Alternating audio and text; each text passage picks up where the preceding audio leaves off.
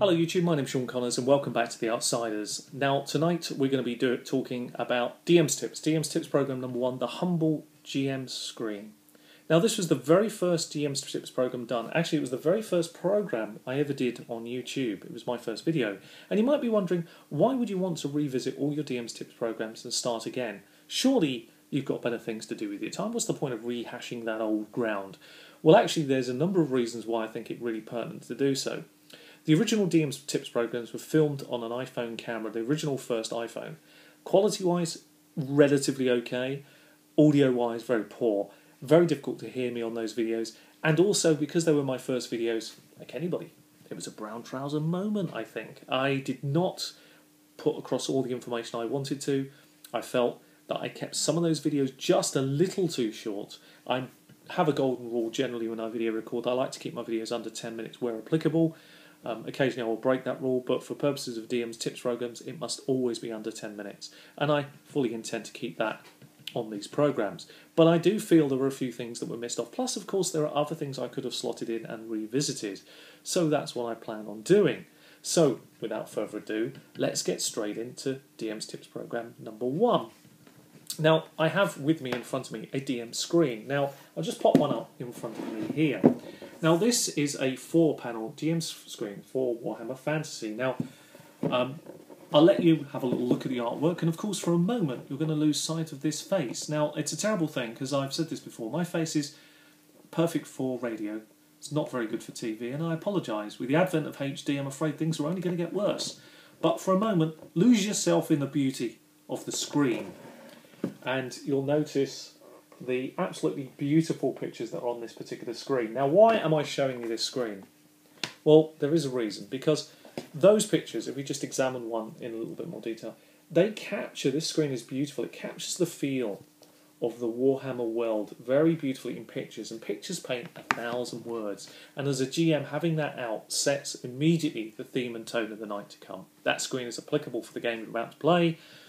Just does so many things for you. Of course, you can change the pictures, you can attach new ones to it, and you can have them ready for the night ahead without giving too much away. You know, little maps and various things aren't going to be hugely negative to the game that you're about to run. But the major purpose, of course, of having the screen, if we pop one back up, of course, is to hide things behind. Now, before we talk about that, there is, of course, the biggest negative of the screen. Now, as this screen comes out, the first thing you're going to notice is you lose sight of my hand gestures, which I like to use.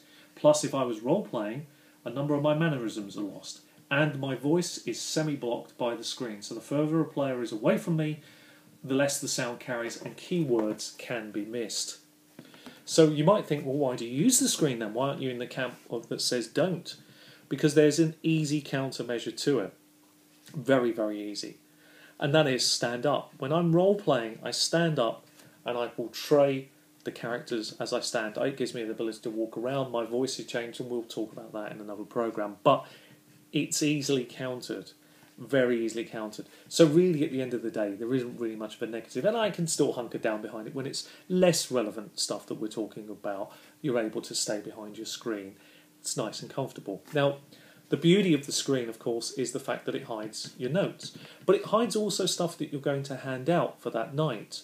And that's really powerful, because if you just left it, for example, a note lying around on the table, the players would know that that's going to come out likelihood that night.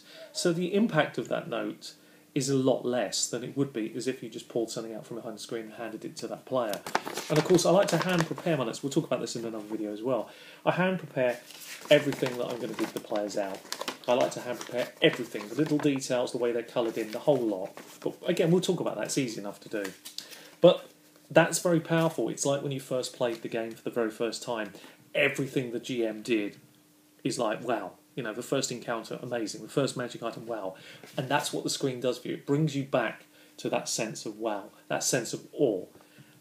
You can't find it anywhere else. So that for that purpose, the DM screen will always be in my toolbox of tips, tricks, all sorts of stuff. The screen will always be there. Now, of course, you could roll dice behind your screen to mask something that's about to happen, but I'm a great believer in rolling dice open. And again, we'll talk about that in another video. We're going to talk about a lot of things in lots of videos. But the other thing about the screen that's very relevant and very important is, of course, that you can attach relevant information on the inside of your screen that you're going to use for that night. And it's no more applicable than if we turn this screen the other way round. They're always laid out a particular way. I'm not a great fan of the way that screens are laid out, to be honest, on the inside. I often don't think it's fit for me, it's not fit for my purpose. And I realised some time ago that one of the tips I could have given when I first did this program and didn't was the fact that I lay them out this way. I have the middle panel or panels is combat information, the right hand panel is all about magic, and the left hand panel is all about skills. The magic one, because I'm right-handed, naturally lean to the right as a person, and that's the stuff that I remember the least. So having it there, it's comforting. I know exactly where to find it. It's easy to find. Combat, because you're going to be right out talking to players, it's great to have it to hand right in front of you. You don't really generally lose much time with the players. You can take a quick peek, take a look over the screen, and carry on playing the game. And the skill one is a lot. I'm not left-handed. It's the last one I'm going to look at. It's the easiest stuff that I might need to find. Easiest.